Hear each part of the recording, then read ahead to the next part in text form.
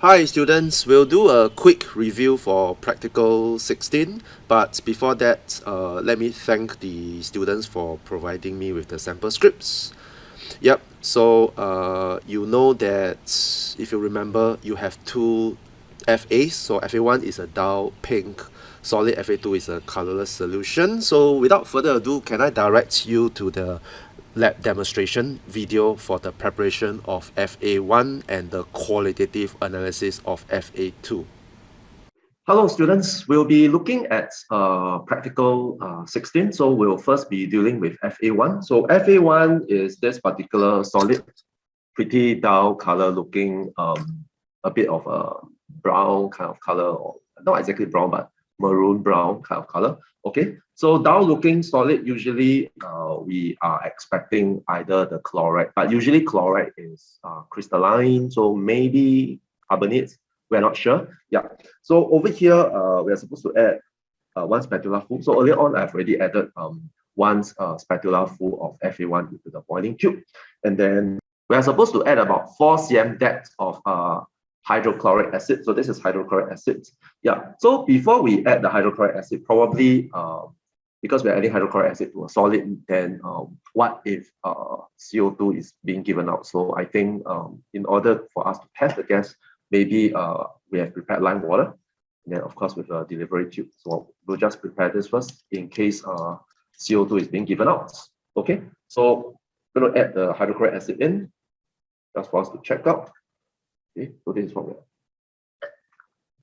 Okay, so you can observe some form of effervescence. Yeah.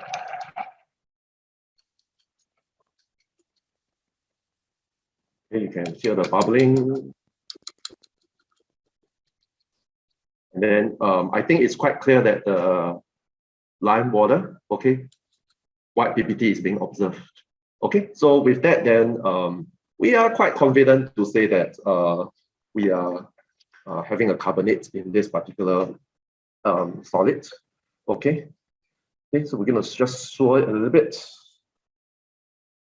Okay, then of course we need to check because we are supposed to add about 4 cm depth of hydrochloric acid. Probably this is not enough, so maybe we want to add a little bit more hydrochloric acid in. With a bit of swirling as well. Okay. Okay. You can see that there are some deposit at the sides, some black solids. So it's not like exactly a complete reaction, but it's okay. And then if you're going to follow the instructions, cautiously warm and filter the mixture into another boiling tube. Okay, so I'm going to warm it. Okay, but of course, before I warm it, I would have prepared filter paper. Okay, so I'm going to wash this a little bit first. Okay, I'm going to prepare the filter paper. Put it in. Careful. Okay, and then I'm going to turn on the Bunsen flame.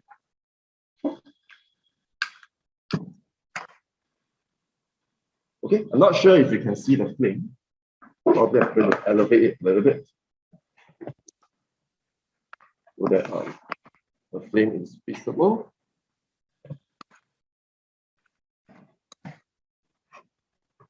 Okay.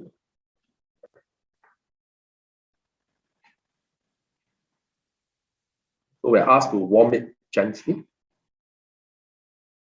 or rather cautiously warm it.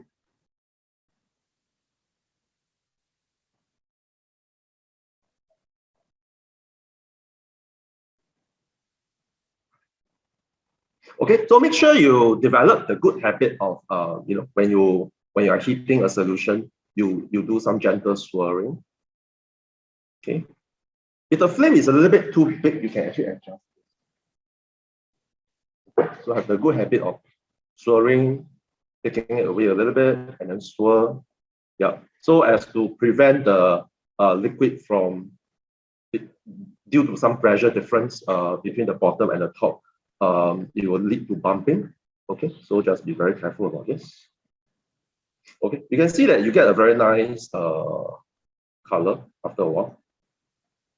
Okay, so make sure that you develop a good habit. Okay, heating, swirling a little bit, heat, swirl, heat, and swirl. Okay, yep. So this is the way to perform an experiment. Okay, and then if you want to, you can continue reading the script, cautiously warm it, filter it. Okay, so I just warm it for a little while more. And then I will check out part B. To 1 cm depth of the solution from A in the boiling tube, and you add aqueous sodium hydroxide. Okay, and then cautiously warm it. Okay, I think this should be more than enough. Okay, so I'm going to stop the flame, shift it back. Okay, so I'm going to filter it directly.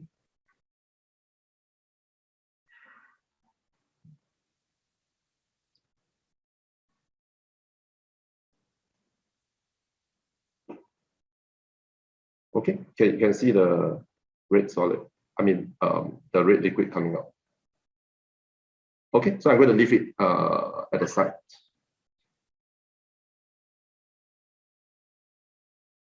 Okay, I'm going to place this back.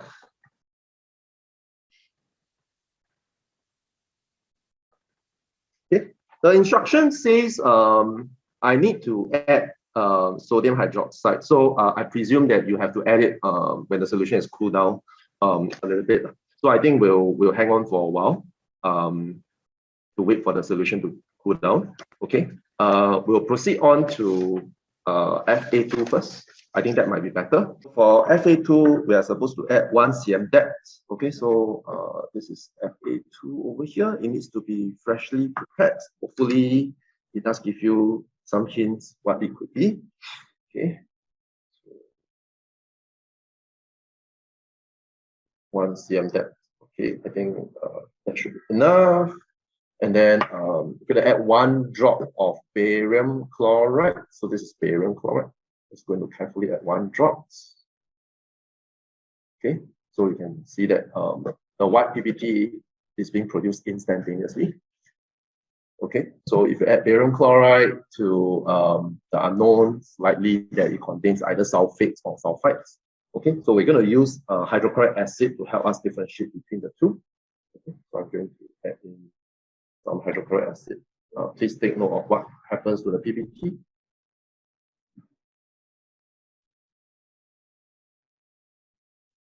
Can you see that some of the PPT partially dissolves?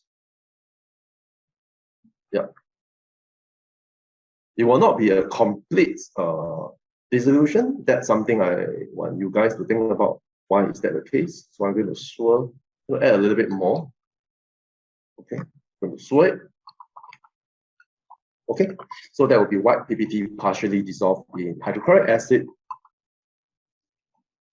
Okay, so there's still some cloudy mixture around. I'm going to move on to part 2. Because part 2, we gave you the observations.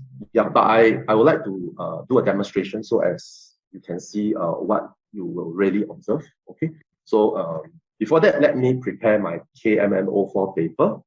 Okay, how are we going to prepare this? So basically, I just tear out a small piece of the paper. I'm just going to stain it with KMNO4. But in order to prevent the place from messing up, okay, I'm going to just go to the sink. How it should look like. Okay, yeah, and then I'm going to turn off the flame. I'm going to adjust the flame a little bit. I don't want the flame to be too strong. Okay, and then I'm just going to warm it. Okay, so I want you to take a look at what happens near the tip of the KML4 paper. Okay, it may not completely decolorize.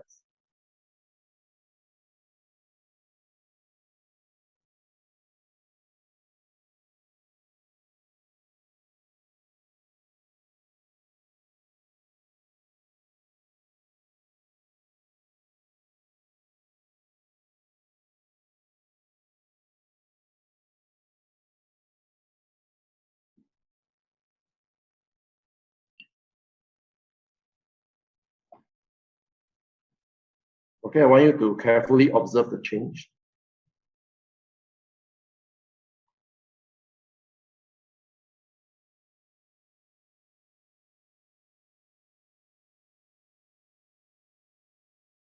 If you can, smell the gas, but of course, we won't ask you to do this in a lab. Okay.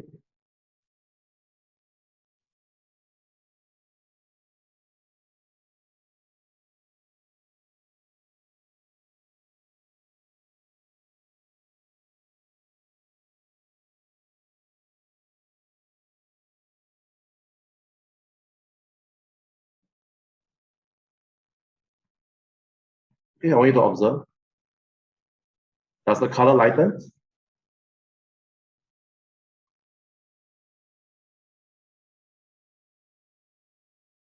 There might not be enough reducing gas to reduce the permanganate, which I have put in.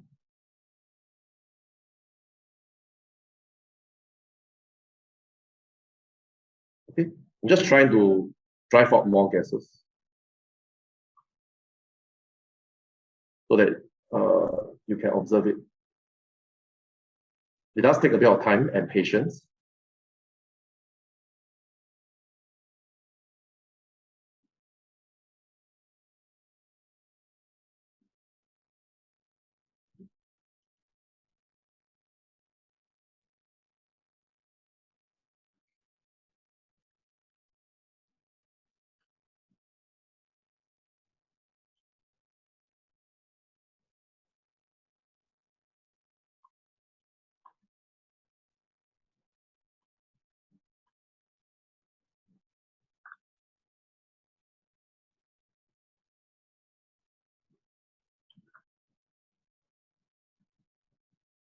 Okay, I think that should be enough. You can see that the side over here actually decolorizes. Okay, in case you don't know where to see, let me switch off the floor. This is the side I'm talking about, over nearby. Okay, if you compare the before and after, it actually decolorizes. Yeah. Okay, so of course I prepared too much ChemNO4, so you don't really get to see everything gets decolorized, but you can see that the purple ChemNO4 turns brown. Yeah, so that's a good indication. Okay, yeah. So of course, I should cut a thinner strip and then put a ChemNO4 in, and then you'll be clearer. But yeah, I mean, in a rush of performing this experiment, yeah, I just take one, just tell bits and pieces of it, and then yeah, I mean, it's not a perfect one, but you do get the point. Okay, so what do you observe for your ChemNO4 paper? You can please write it down in your experimental sheet. Okay, then next we're going to look at part E. To 1 cm depth of FA2 in a test tube, add H2O2 and 1 cm depth of hydrochloric acid, and then followed by barium chloride. Okay, so let's see. Okay, so again, FA2 here. Okay, so 1 cm depth. Okay, and then I'm supposed to add H2O2. You might be wondering what is the purpose of adding H2O2. Something which you can think about, but you probably know that H2O2 is an oxidizing agent. Yeah, so what does it do to the anion which we saw earlier on? Yeah, think about it. Okay, so I'm just going to add H2O2. Okay, you notice that when I add H2O2, the solution remains colorless. Okay, then I'm supposed to add hydrochloric acid. Where's my hydrochloric acid? Yep. Okay, it's a bit warm. Solution remains colorless. Okay, then after that, I'm going to add barium chloride. Barium chloride again, this is barium chloride. Let's see what we observe. Okay. Again, you see white PPT over here. Okay, I think that's all. Yeah. So the white PPT still appears. In case you are wondering whether this white PPT is the same as the one you saw earlier on, you can verify it with hydrochloric acids. Okay, so you can do a very quick check. Do you notice that the white PPT doesn't dissolve when I add hydrochloric acid?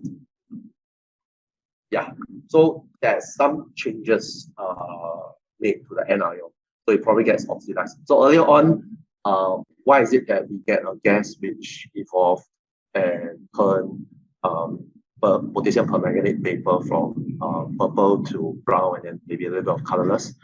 Because we have a reducing gas. So in that case, it is likely that the identity of the anion is sulfites.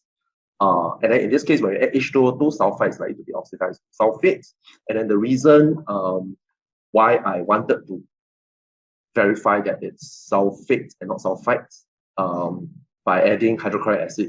Yeah, it's really just to verify that it is indeed sulfate, because sulfite has been oxidized successfully by H2O2 to sulfate. Okay, so can be verified like this. So you notice that the intensity of the PPT is quite obvious. Okay, can? Yeah. Some of you might be wondering, just now when you added hydrochloric acid, why is it that some of the barium sulfite did not dissolve? Well, maybe the sulfite has been oxidized by air to sulfates. Okay, I think you can see that quite clearly. This is the difference. Okay. What do I mean by this? Okay, this is the one I heated earlier on when I try to drive out the reducing gas, which is SO2. And then I want you to compare the intensity of the PPT. Yeah, this is a lot more intense than this, right? Yeah, so this one, some of the sulfite has already been oxidized to sulfate, but this, the white PPT still remains. That means that earlier on, the H2O2 oxidizes sulfite to sulfate. Okay, so I hope these two experiments, when I conduct it in this manner, right, it allows you to see the difference on why are we doing part D and part E. Okay, then to part F, to 1 cm depth of sulfuric acid, add 1 drop of KMnO4 and then followed by Fa2 drop twice. Oh wow, interesting. Okay, so I'm going to take one of this. Okay, supposed to add sulfuric acid. Okay, so this sulfuric acid.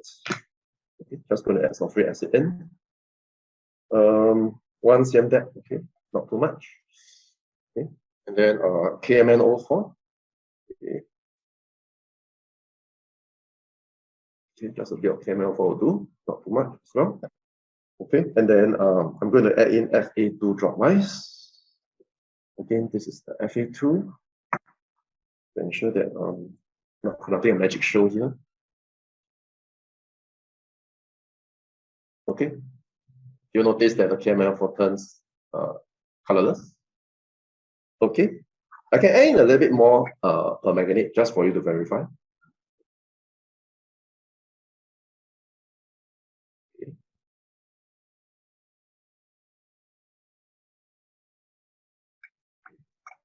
Okay, you can see that it turns colors as well.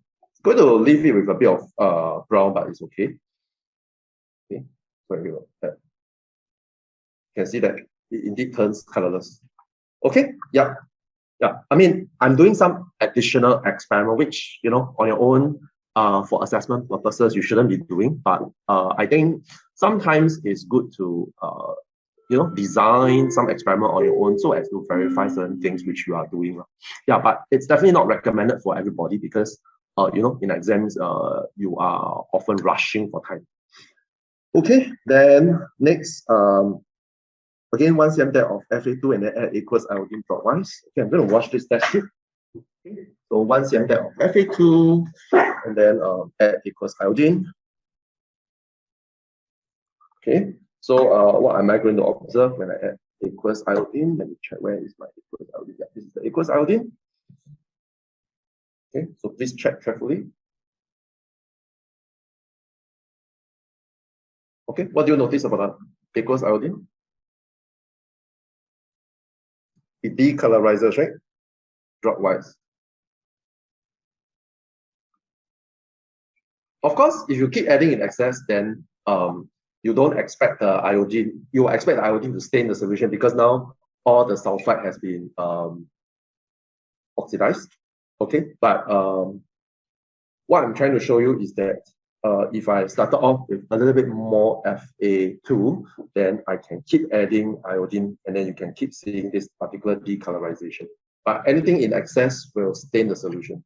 Okay, yeah, I think this is good enough. Okay, welcome back.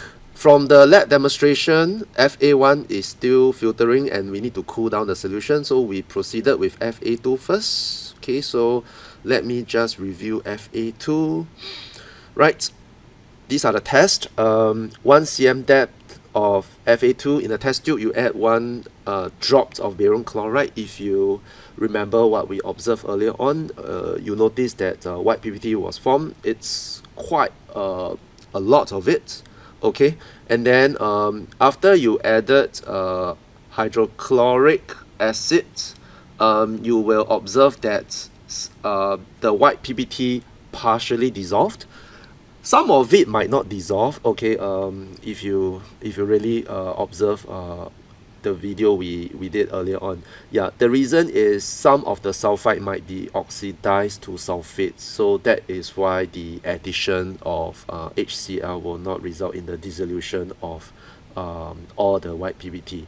Okay, then okay, I mean, I have jump started the observation, I mean the conclusion on the fact that we are actually getting sulfites instead of sulfate, but later on I'm going to continue to explain to you the chemistry behind this. Okay, then I have also done a lab demonstration to you showcasing the production of SO2 in the process, and how the SO2 reduces potassium permanganate to Mn2 plus.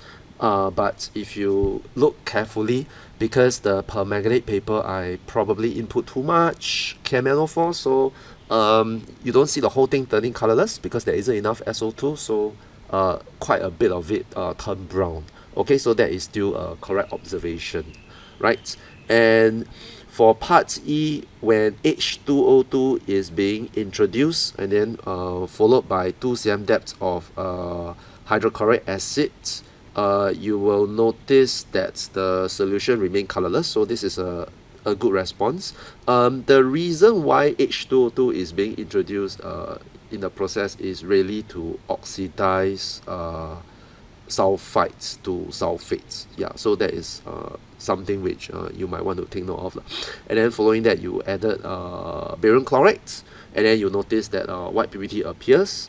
Yeah, so from the demonstration earlier on, I also demonstrated to you that if I were to add in hydrochloric acid, the white PBT will not dissolve. So this is sort of a proof, or is an evidence which supported the fact that sulfite gets oxidized to sulfate. Okay, and then for part F, this portion when we added dilute sulfuric acid followed by 1 drop of aqueous potassium permanganate is really to acidify the solution, in this case potassium permanganate. And then after that I added Fa2 dropwise. Then if we are convinced that Fa2 is sulfite, you would expect Fa2, the sulfite in Fa2, to be oxidized to sulfates. Okay, so in this case this is supported by the fact that purple solution of potassium permanganate decolorized to Mn2 plus. Okay, and then for part G, to 1 cm depth of Fa2 in a test tube, I added iodine dropwise. So again, in this case, having a reducing agent, which is sulfite, it's able to reduce iodine to iodides. And then so I would expect brown iodine to be decolorized to give us colorless iodides, and then of course sulfite will be oxidized to sulfates. Okay, then for the qualitative analysis table, the anion of FA1, I think we haven't gone through this. Okay, so later on in the lab demonstration video, you will notice that CO2 will be evolved when hydrochloric acid is added, so it's over here. Yeah, so over in part A, CO2 is evolved, effervescence of CO2 is evolved when hydrochloric acid is added. Yeah, so from here you should be able to tell that what you have is a carbonate in the solid state, of course. Then when hydrochloric acid is being introduced, so there is an acid carbonate reaction involving CO2. Okay, so from here you will be able to conclude that the anion present in Fa1 is carbonate, and then of course the one in Fa2 is sulfite. Okay, so perhaps I can explain a little bit why this happens, and of course why the dissolution happens. Okay, so I'll use a little bit of the space here to explain. Okay, so first of all, right, we know that sulfite is the conjugate base of a weak acid. Yeah, so in this case my weak acid is sulfurous acid. Okay, but of course in reality, when strictly speaking, when you discuss conjugate base, and the acid itself, the difference should simply be a H plus. Yeah, so in this case, sulfite is the conjugate base of hydrogen sulfide, so it's HSO3 minus aqueous, equilibrate to give us sulfites plus H plus. Okay, and then of course hydrogen sulfide is the conjugate base of sulfurous acid, which is H2SO3. Okay, so equilibrate to give us HSO3 minus plus H plus. Okay, so what exactly is happening is that when we are adding hydrochloric acid, in this case hydrochloric acid, to a solution which contains sulfite, right, I am encouraging the position of equilibrium for both of this equation, in this case equilibrium 1 and equilibrium 2, to shift to the left. Yeah, so in this case addition of H plus encourages the POE of 1 and 2 to shift to the left. Okay, so when they shift to the left, I am producing H2SO3, which is sulfurous acid. Okay, then you might be asking, what has this got to do with the white PPT dissolving? Okay, so what exactly is happening here is that the white PPT is actually due to the production of barium sulfite when we added barium chloride. Yeah, so when we added barium chloride, so Ba2 plus will precipitate out sulfites as barium sulfite. Okay, barium sulfite, as what you have learned from KSP, it's able to maintain a small amount of Ba2 plus and sulfites by virtue of its KSP value. Yeah, so there will be a little bit amount of sulfite in the system, but that is being maintained now. Yeah, then the problem is when we added hydrochloric acid, when the POE of 1 and 2 shifts to the left, it also consumes the sulfite which is being introduced by barium sulfite in order to maintain its KSP. Yeah, so the removal of sulfite from equation 3 will encourage the position of equilibrium of 3 to shift to the right. So the net result is in the dissolution of barium sulfite. So that's why you notice that the white PPT dissolves to give a color solution. Yeah, why is it that barium sulfate doesn't dissolve? Because sulfates is the conjugate base of hydrogen sulfate, and hydrogen sulfate is the conjugate base of sulfuric acid, and sulfuric acid and hydrogen sulfate are strong acids, as all of us know that sulfuric acid is a diprotic acid which ionizes almost entirely to give us H plus and sulfate. So in that case, being the conjugate base of a strong acid, the sulfate will not be able to react with H plus to give us back hydrogen sulfates and sulfuric acid. Yeah, the reason is that even if it gives us back hydrogen sulfate and sulfuric acid, it will ionize completely again, because hydrogen sulfate and sulfuric acid both are very strong acids. Yeah, so that is why the addition of hydrochloric acid has no effects on barium sulfate. Yeah, but it has effects on barium sulfite. Yeah, so I hope you are able to understand this particular explanation and then apply it in your qualitative analysis.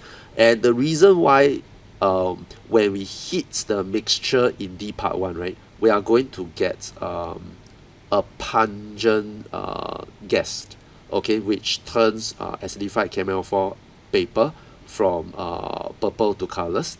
Yeah, the reason why that is the case is sulfurous acid, right, being a weak acid, when you heat it, it will decompose to give us H2O and SO2. Okay, and SO2 aqueous, because you heat it further, right, it will be expelled out from the solution as SO2 gas.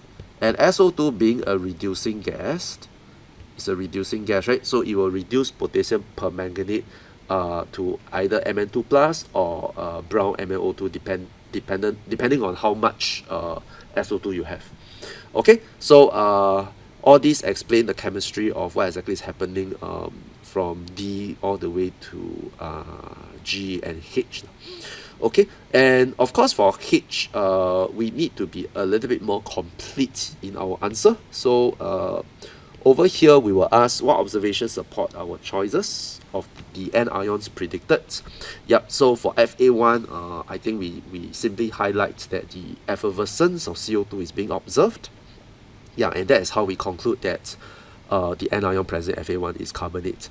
And then for FA2, I think from the sample script, the student wrote the fact that addition of BaCl2 produces a white PPT which dissolve in excess HCl. I think this is a valid point. Yeah, but it's also good to strengthen this point by saying that heating it evolve SO2, which is a reducing gas, and it reduces potassium permanganate vapor from purple to either colorless or brown. Okay, and then for part 1, what is the chemical action of the anion on Fa2? So it's a reducing agent. I think we mentioned that, and then suggest a reason where would you expect to find a cation on Fa1. Okay, so Fa1, we haven't done it in the lab demonstration. It will appear very shortly. Yeah, but if you observe from the final colored solution, right, it's actually red in color. It's actually more of red than pink. Okay, so if you observe carefully. Yes, so in this case, where in the periodic table might you find the cations in Fa1? So you expect it to find in the transition metal, okay, which is parts of the D block. Right, yeah, so without further ado, please head straight to the lab demonstration for the remaining of FA1. We're going to move on. Okay, so we'll return to FA1 because I think we have waited long enough. So I'm just going to keep some of this thing because we don't really need them. We're going to mess up stuff.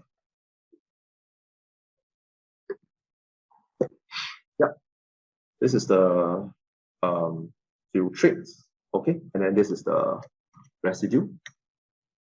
Okay, yeah, I'm just going to put it on the side. Okay, then to 1 cm depth of the solution in A in a boiling tube, add aqueous sodium hydroxide, warm it gently. So I'm going to take another boiling tube, clean dropping pipettes.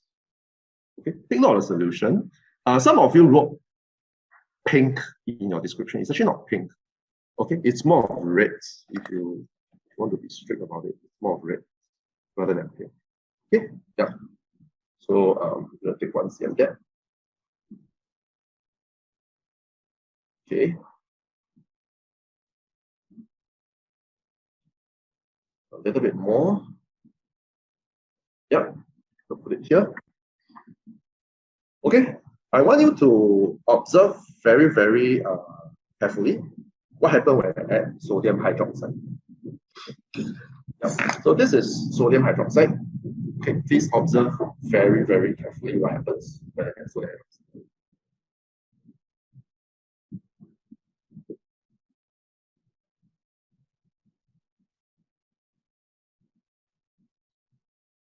You observe some low PPT forming, especially at the side. Okay, I'm going to slow it. You notice that when I slow it, the blue PPT dissolves. Yeah, if I add sodium hydroxide, I think you can predict that I'm getting an insoluble hydroxide. Okay, then why does the PPT dissolve? Because remember this solution is acidified, right? So it will react immediately with the hydrochloric acid. I'm going to add a bit more. Okay, you should feel the side of your test tube as well. Okay, you can see that I'm going to get quite a bit of blue PPT here. Okay, to feel the test tube is actually warm. Okay, yeah, I'm just going to rinse out the down.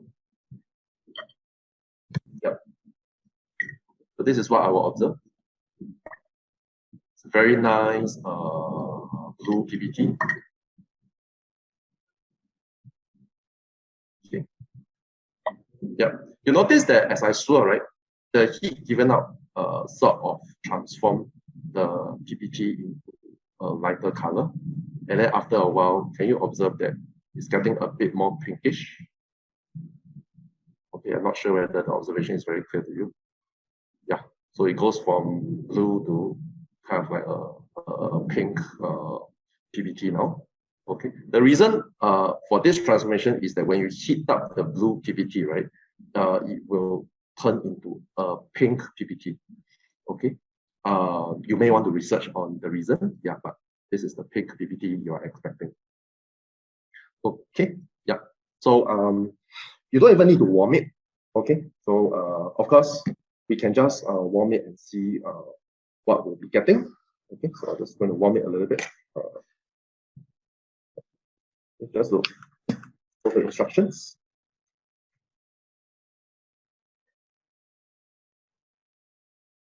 If you warm it, the PPT will be clearer. Okay.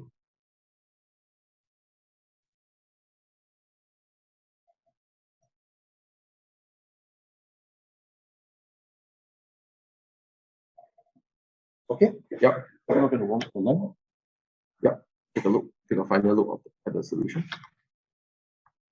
Okay. So very nice pink precipitate. Okay. So your observation should be blue PPT turns pink. To verify what I was telling you earlier on, right? What I can do is I can perform the reaction in a small test tube. Okay. This is some additional ones now. Okay, I'm going to prepare a cold water bath. So this is a cold water bath. Just some additional experiment for you to ignore. Yeah, because for part C, we do not need a lot of the solution. So I'm just going to perform this in a regular size test tube. Okay. Yeah, just going to take some solution out. Okay.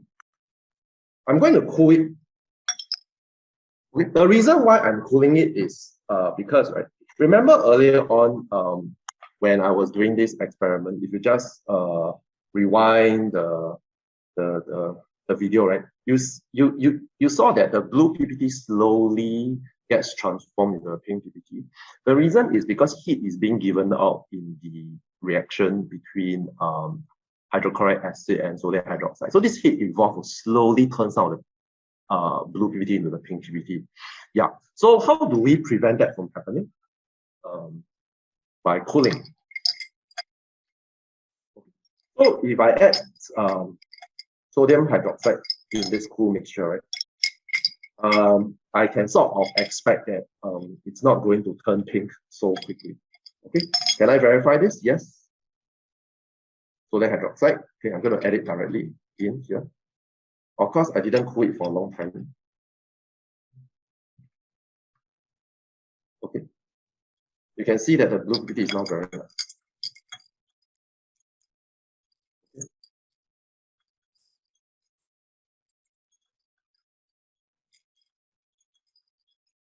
Okay, now the blue PPT is quite obvious. Okay. Just going to add in a little bit more sodium hydroxide.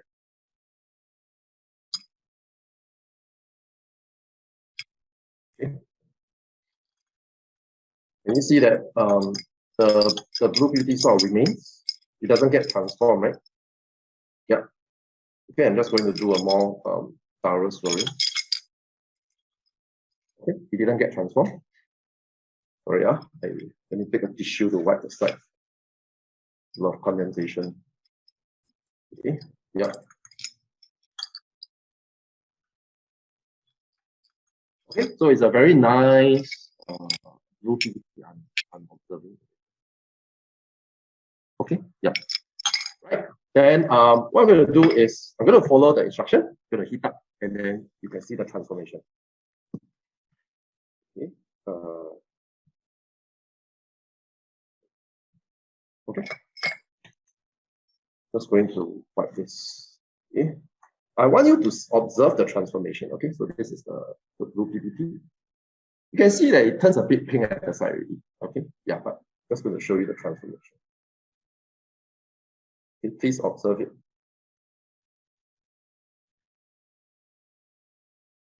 Can you see it happens quite quickly? Yeah. Okay, I'm going to switch off the flame. Yeah, it's almost quite immediate. Yeah, so it's very, very sensitive to heat. Okay, yeah, I'm going to put it back. Okay, then finally, I'm going to take 1 cm of the solution into a test tube. And then I'm going to add in 1 spatula of ammonium thiocyanate. Okay, so I'm just going to take the remaining solution. Just going to pour it in. Okay.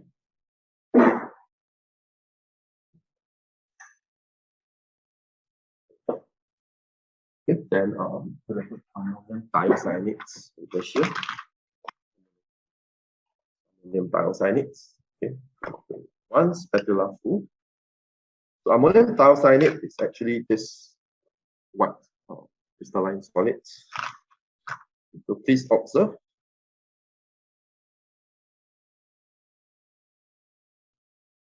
Okay.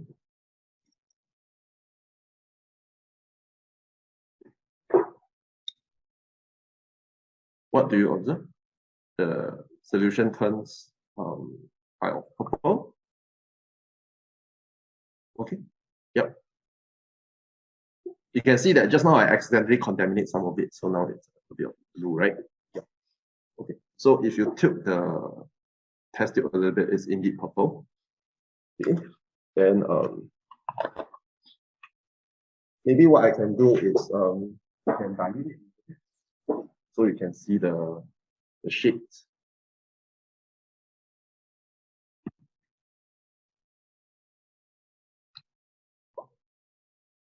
Okay, it's back to this color. Okay. Why is this color? This was the color which we started off with. Okay, so some form of equilibrium is taking place because I added deionized water. Okay, so what I'm going to do now, I'm going to add more. So sometimes, you can design a little bit of experiment on your own to play around with things. Okay, I'm going to carefully add in. You can see that the solution turns more into purple. It's actually an endothermic reaction. Can you see the purple hues? Yeah. Okay. Put a piece of paper for you to check against the background.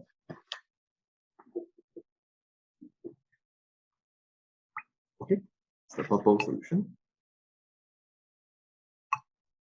Okay, so I hope it's clear. Yep. Then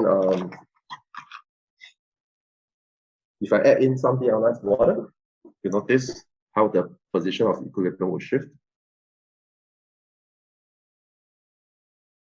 It's interesting. Yeah, so sometimes a lot of the chemical phenomena can be explained by the shifting of the position of equilibrium. Okay.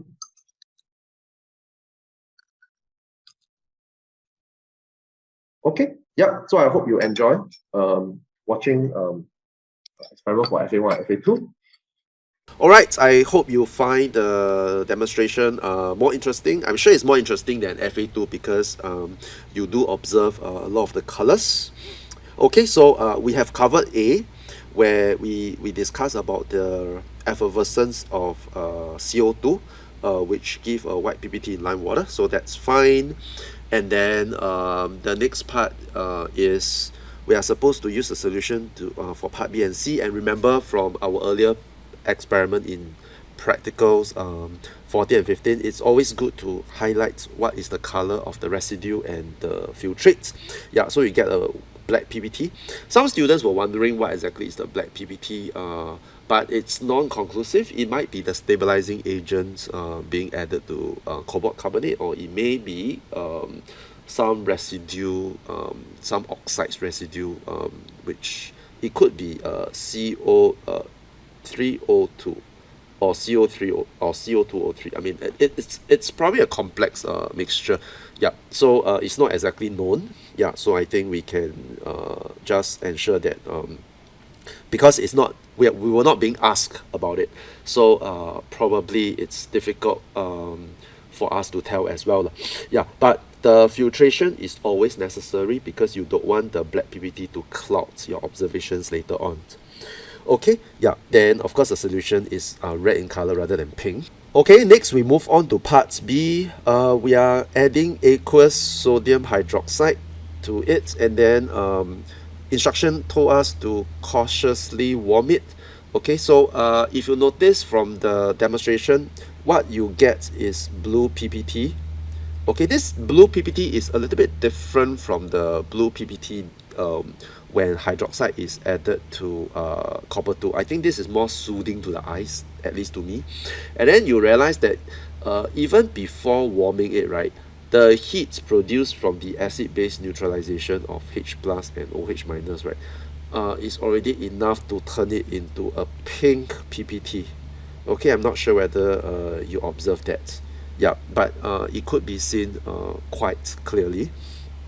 Okay, and then I also remember in the demonstration, I show you another demonstration where I put in the test tube in an ice bath, and then I added in sodium hydroxide, and then the blue PPT persisted for quite some time, and then after that I took out the test tube and then used and then heat it in the Bunsen flame, and then it turns from blue to pink, say within 20 seconds. Yeah, so this actually sort of showcased to us that the heat from the acid-base neutralization is sufficient to turn the blue PPT into pink PPT, and if we want to observe the blue PPT, I think we have to cool it in an ice bath. Okay, yep, so I think that's about it.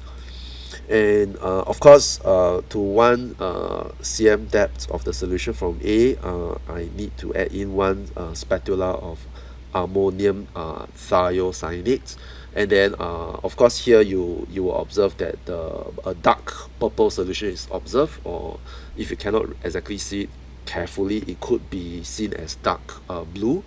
I think from here, if you learn transition metal, you will know that some form of ligand exchange occur. Yeah, so you get a complex containing SCN minus directly coordinated to the cobalt 2 center.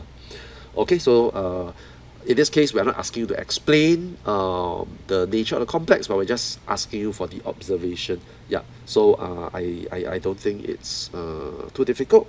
Yep, and I also have done a series of extra lab demonstration on cobalt 2 plus. I think cobalt 2 chemistry is very interesting.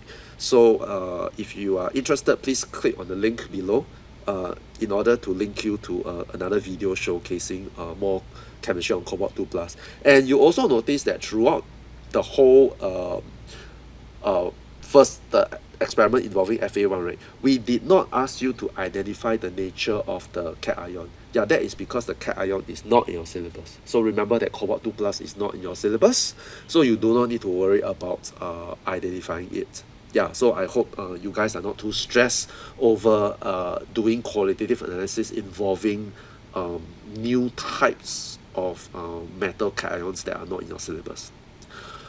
Okay, yep, so I hope the lab demonstration has been interesting thus far. I think the final bit will be involving FA3.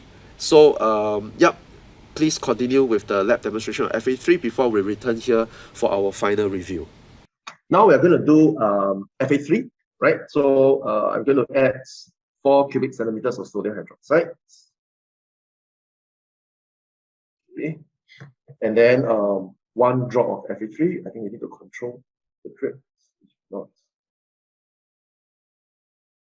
Okay, 1 drop. So you notice that you're going to get an emulsion, which is expected because this is a hydrocarbon, right? We were told that it's a hydrocarbon, so it's not going to mix well with sodium hydroxide. So getting an emulsion is expected. And then You add KMnO4 dropwise until no further change. Okay, so I'm going to add dropwise. You notice a green solution, a green mixture. So the purple KMnO4 turns green. I think it's quite obvious from here. Okay, and then when I continue adding, you notice that it turns darker green. Okay. Yep, we're gonna add more. No further change. Yeah. So the darker green persists. You'll notice that it doesn't mix well because, well, I mean, as I mentioned, Fa3 is a hydrocarbon, so it doesn't mix well with the aqueous solution. Okay, so I think that's it. Until no further change. I mean, if you are not confident, you can add a bit more. It doesn't really matter. Okay, but eventually, I'm going to expect the solution to be stained with the KMnO4. Yeah, so it just turns from green to darker green. Okay, so I think it's quite obvious from here. Okay, I'm just going to swirl to show you that there's no tricks involved. Okay, yeah. And then I'm going to add 4 cubic centimeters of sulfuric acid to Fa3 and then add aqueous potassium permanganate. Yeah, so again, instead of hydrochloric acid, I'm going to add sulfuric acid. So the sulfuric acid, again, 4 cubic centimeters. Okay, and then a little bit of Fa3 here, just 1 drop will do. Okay.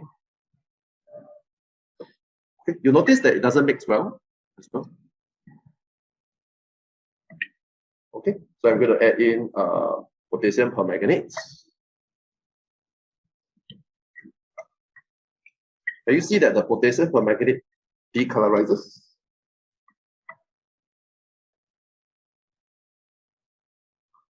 Okay, then it gives you a brown hues. Okay, so I'm going to add a little bit more. And then the brown becomes a little bit more obvious.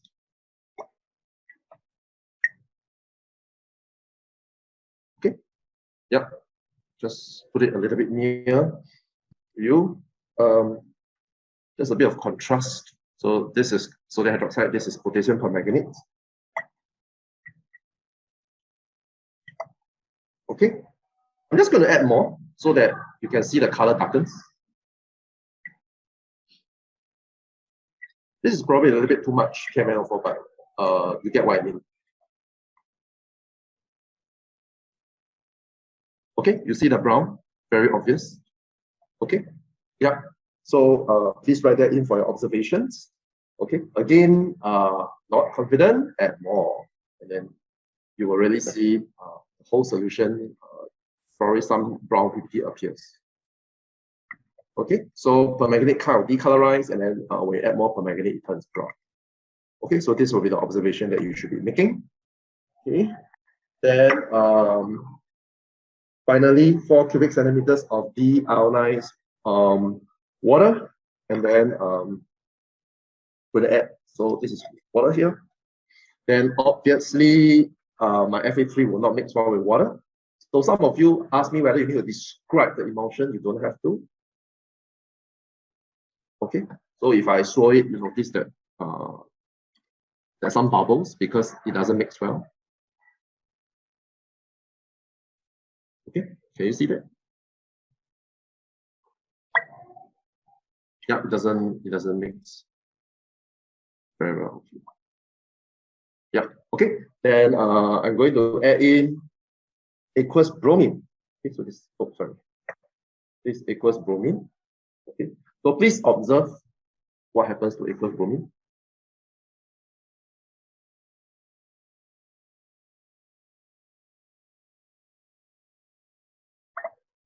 Okay. What happens to the orange aqueous bromine? Do you notice that it decolorizes? Okay, I add a bit more so that you can see.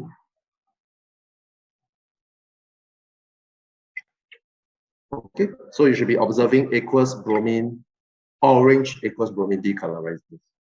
Okay, yeah. I think that's it. Of course, if I keep adding, then the solution will be stained with orange aqueous bromine, like what's happening here. Okay, but you shouldn't be adding excess aqueous bromine because aqueous bromine should be the limiting reagent and not the excess reagent, because the final solution will be stained with this orange hues. Okay, yeah, I think that's it for the lab demonstration for practical 16. I think I've covered everything. Yeah, so I hope you enjoy it, and then do look out for future videos where possible made on qualitative analysis. Okay, so thank you very much. Have a great day. Hello students, welcome back, and I hope you enjoyed the last bit of the lab demonstration. And if you recall from your lab which you have done for this particular experiment for FA3, it smells a bit like petrol. Yeah, so next time when you're doing practical, especially those involving organic chemicals, make sure you are extra careful. Okay, ensure that the chemicals are not near naked flame, and if you do smell some petrol smell, just ensure that it is not due to gas leaking from the Bunsen flame. Okay, so make sure you switch off your Bunsen burner. Yeah, okay, then without further ado, I'll just go straight in, taking a look at the sample script. So if you recall what we did earlier on in the lab demo, for part A is some form of alkaline hydrolysis, because we introduced sodium hydroxide with Fa3, and then after that we add in potassium permanganate until no further change is observed. Okay, so technically speaking, we can't exactly see the decolorization of KMnO4, but what we really observe is that a green solution is obtained. Okay, so we will observe green solution, and then as you add more and more KMnO4, the solution turns darker green. Okay, so I think you have to write some of this observation in turns darker green. Okay, so that is something which I guess you have observed from the lab demonstration. Yeah, then after you leave it for a long time, I'm not sure whether any of you do go and check out the solution again. You notice that you obtain some brown PPT, and that is due to MnO2. Yeah, and a common question student asks is, what exactly is this green solution? It's actually due to permanganate 6. Okay, so remember that the common species we are familiar with is MnO4 minus. This is manganate 7. We are also familiar with manganate 4, which is largely MnO2. We are also familiar with the near colorless Mn2 plus, which you will usually observe it in the titration between iron 2 and permanganate in acidic medium.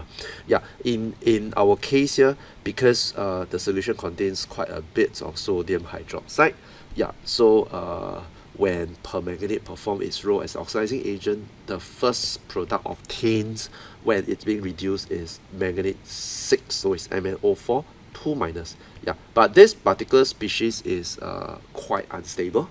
Yeah, so it will tend to be reduced further, or occasionally if you obtain the solid, let's say potassium permanganate 6, and then you introduce it to, let's say, water, it may disproportionate. Okay, so we'll probably discuss further when we are dealing with electrochem and then or transition metal chemistry. Okay, so the next bit we are going to move on is acidic oxidation, or oxidation performed in acidic medium. So in this case, we have sulfuric acids, and then we added in KMnO4. Yeah, so in our case here, I think initially you should observe some form of decolorization, but after a while you might observe the solution turning brown. So the brown is probably due to MnO2 or a mixture of Mn plus 3 and Mn plus 4, but you can't really tell. Yeah, it's a bit complicated here, because sometimes you really don't know if your permanganate simply just oxidizes the whatever present in Fa3, or maybe when you added one drop is already in sort of in excess, so it will also oxidize Mn2 plus to MnO2. Yeah, so usually you will observe the solution turning brown, and then of course the more permanganate you add, the solution will turn darker brown. Yeah, because I mean, it could also be, sometimes it's a complex series of reasoning. It could also be due to the fact that the solution is not acidified enough, or it could also be due to the fact that permanganate being such a strong oxidizing agent, it might cause the other parts of the molecules to be oxidized. Okay, so I mean there are a lot of things which you can't really explain. Later on, you might realize that what you have in Fa3 is a CC double bonds. Yeah, so it might result in oxidative cleavage. So it's a series of complex oxidation, and you get a series of complicated or a mixture of complicated products. So you can't really tell, and because you can't really tell, and we are not asking you to predict the product you get anyway. Okay, so the true observation is, yeah, what you get is a brown solution rather than decolourises. Okay, so remember that that there's always a difference between practical and theory, because in practical, given the conditions we have, sometimes you do not exactly observe what you expect in theory. Yeah, so do not be too alarmed by it. Okay, so just write down the observation which you have observed. I think that is good enough lah. And then for part C, add 1 cubic centimeters of deionized water, and then you add 1 drop of Fa3. Some of you ask, do I need to describe the emulsion? You don't have to.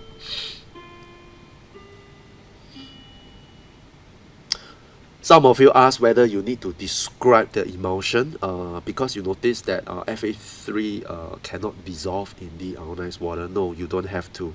Yeah, you can just say solution remain colorless. I think that would be fantastic. And then after I added in aqueous bromine, you realize that the orange bromine water decolourises.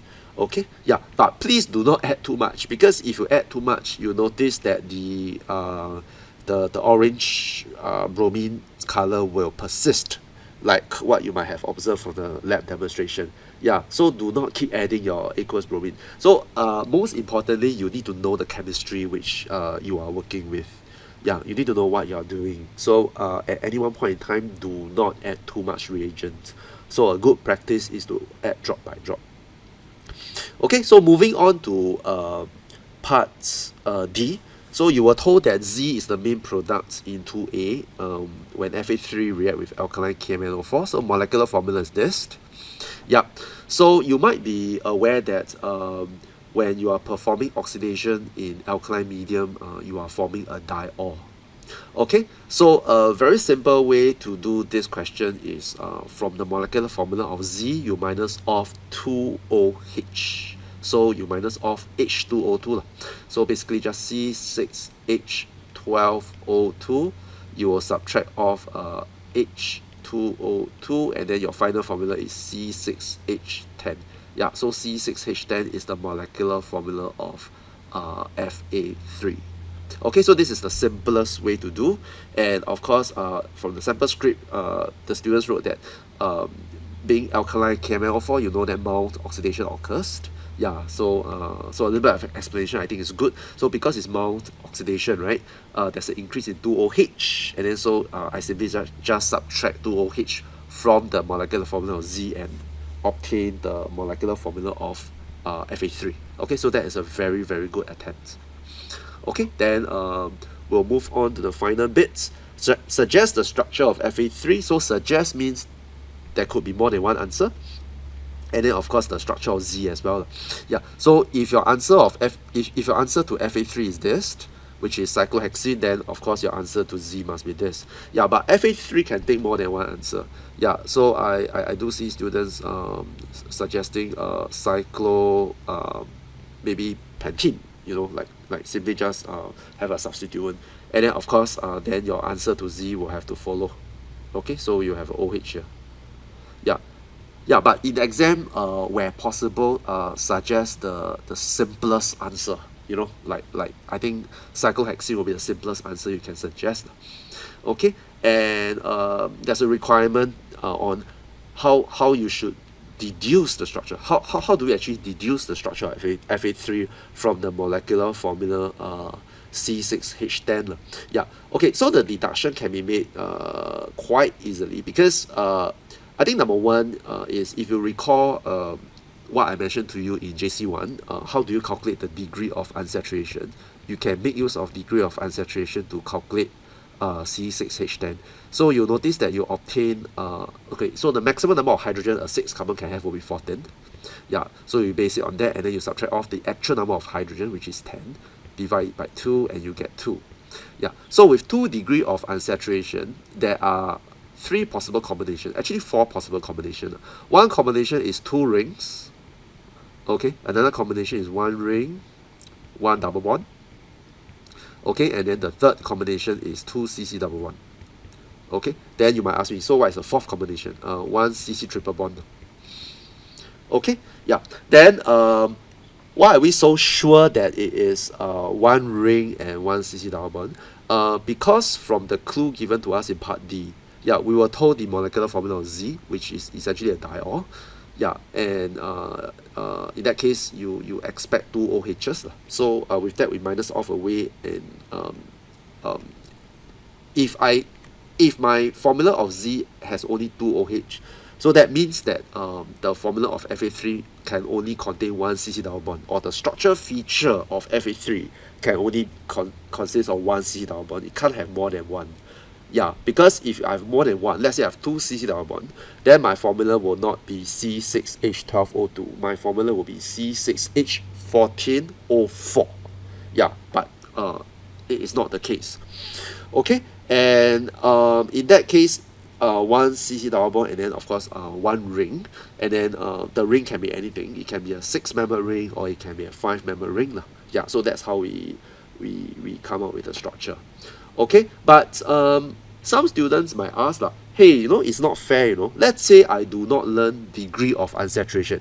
Let's say I really dislike learning new things like degree of unsaturation. Is there a way for me to do this question? Yes, there is also a way. And the way is also based on the formula of Z. And then, of course, based on the formula of Fa3.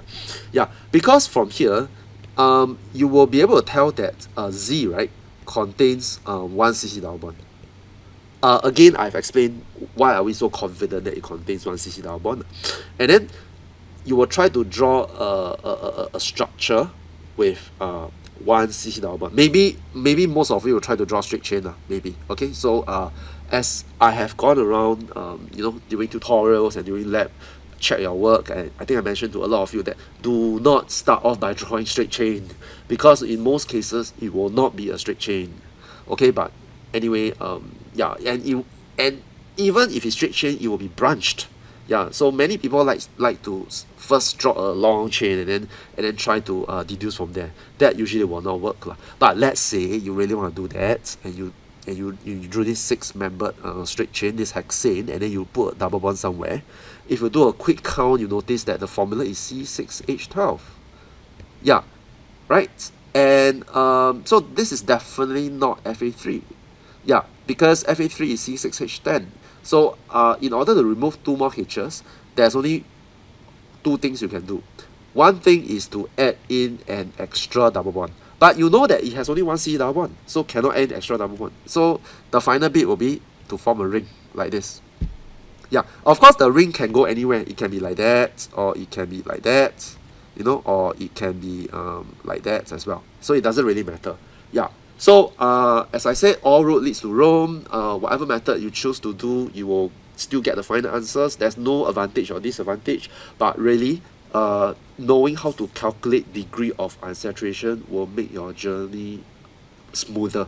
Okay, you will enjoy a smoother journey as you move along your H2 chemistry, especially for organic chem, because organic chemistry, the molecules usually consist of CH and O most of the time, and if you know degree of unsaturation, I think it does give you a little bit of advantage over students who do not know.